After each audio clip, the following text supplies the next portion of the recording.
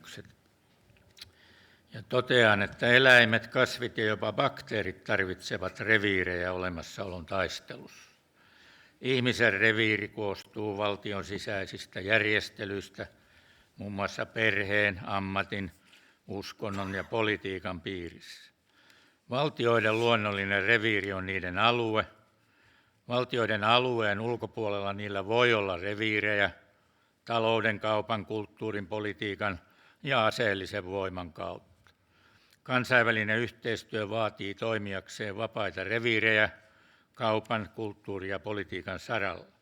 Aseellisella voimalla hankittu reviiri vääristää kansainvälisen yhteistyön edellytyksiä. Samoin vapaan kilpailun estäminen kaupan, kulttuurin ja politiikan alueilla rikkoo kansainvälisen yhteistyön edellytyksiä ja johtaa erilaisten blokkien muodostumiseen, usein suurvaltain ympärillä.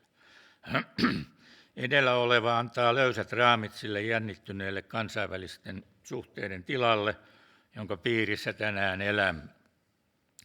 Eräällä tavalla tilannetta voisi kuvata Yhdysvaltain ja lännen työstämien niille edullisten kansainvälisten normien haastamiseksi niiden taholta, jotka katsovat tullensa kaltoin kohtelluksi kehityksestä, joka alkoi siirtomaiden omistuksesta ja jatkui kehittyvien maiden resurssien käyttämiseksi läntisen maailman hyvinvoinnin ja edistyksen hyväksi. Tätä kehityskulkua kuvasi varsin osuvasti, joskin epädiplomaattisesti, Euroopan unionin korkea edustaja Josep Borrell todetessaan, että länsi on puutarha ja muu maailma on viidakkoa. Muu maailma haluaa nyt puutarhan piiriin.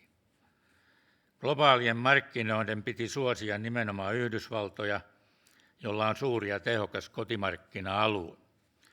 Kuitenkin tuotannon siirtyminen alhaisten palkkakulujen maihin, erityisesti Kiinaan, mutta myös useiden aasialaisten valtioiden piiriin, alkoi uhata Yhdysvaltain ja myös muiden länsimaiden taloudellisia ja kaupallisia etuja.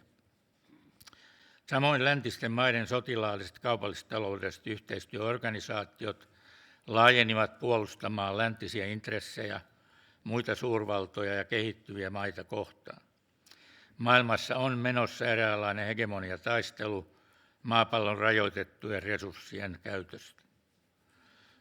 Naton laajentumispyrkimykset Georgiaan ja Ukrainaan ovat tuottaneet kitkaa Yhdysvaltojen ja Venäjän kesken.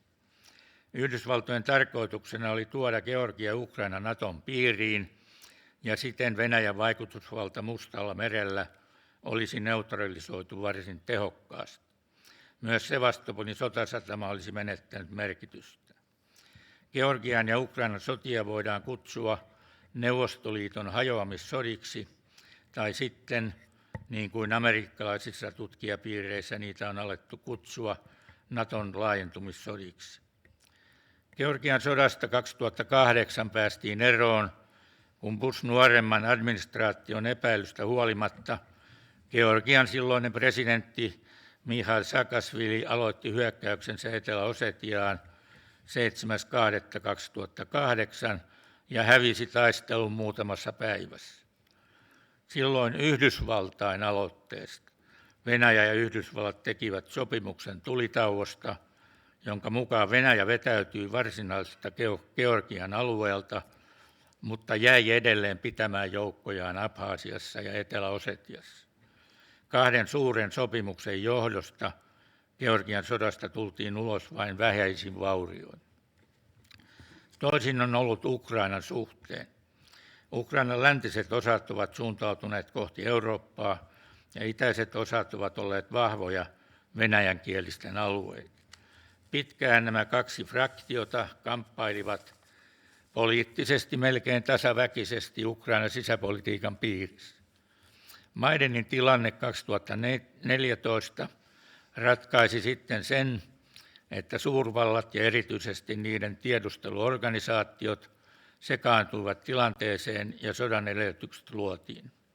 Helmikuussa 2022 Venäjä aloitti hyökkäyksensä Ukrainaan vedoten Naton voimakkaaseen läsnäoloon Ukrainassa.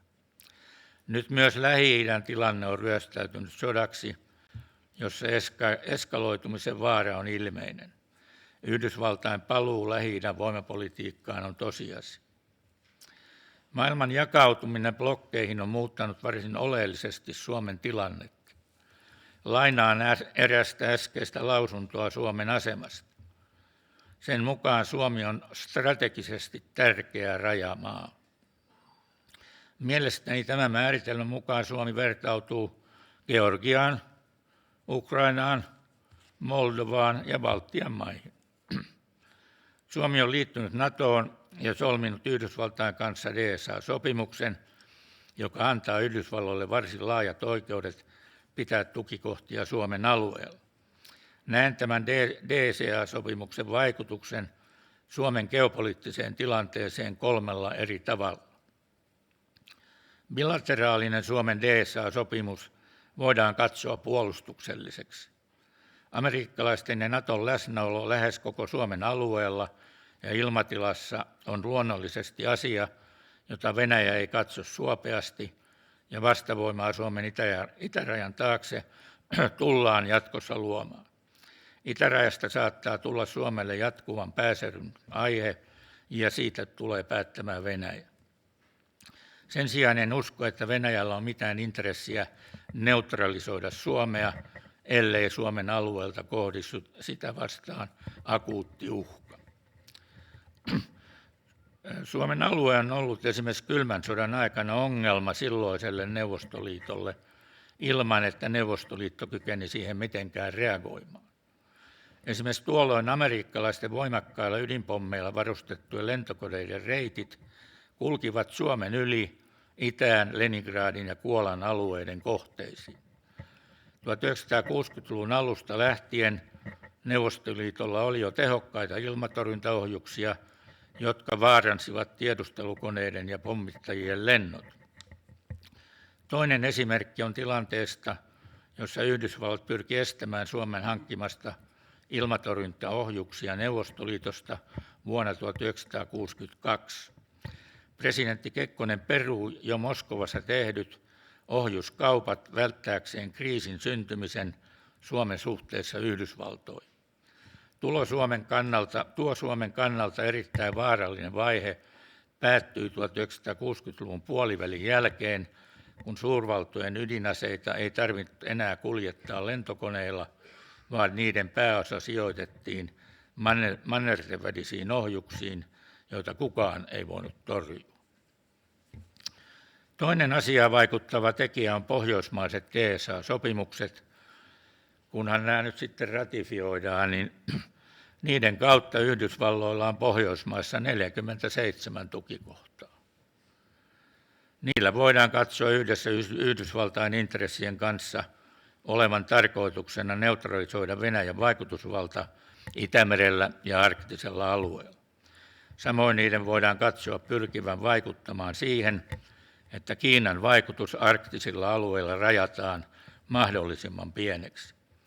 Nämä päämäärät voidaan saavuttaa vain muilla kuin puolustuksellisilla toimenpiteillä, joten niiden vaikutus eskalaatiovaaraan on ilmeinen.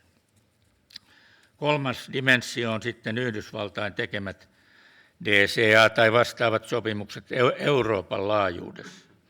Niiden tavoitteena on Yhdysvaltain intressien mukaisesti laajentaa liberaalin demokratian vaikutusalueita, ja tässä työssä eurooppalaiset valtiot tukevat Yhdysvaltojen toimenpiteitä. Suomen osalta voidaan olettaa, että osallistuminen Afganistanin sotaan oli vain harjoitus sillä tiellä, jolla suomalaiset sotilaat tulevat osallistumaan useisiin aseellisiin kriiseihin ympäri maailmaa. Maailmassa on käynnissä valtava asevarustelu. Sen pohjalla on ihmisen pelko ja viha toista ihmistä kohtaan. Olemme väärällä tiellä. Hegemoniapyrkimykset luovat sytykettä uudelle maailmanpalolle. Tuli sitä tai ei, niin etumaasto on jo tulessa. Vastapuolen syvä halveksunta ja kaiken kattava militarismi takaavat maailmanlaajuisen kriisin jatkuvan eskaloitumisen. Vähän pessimistinen arvio. Kiitos.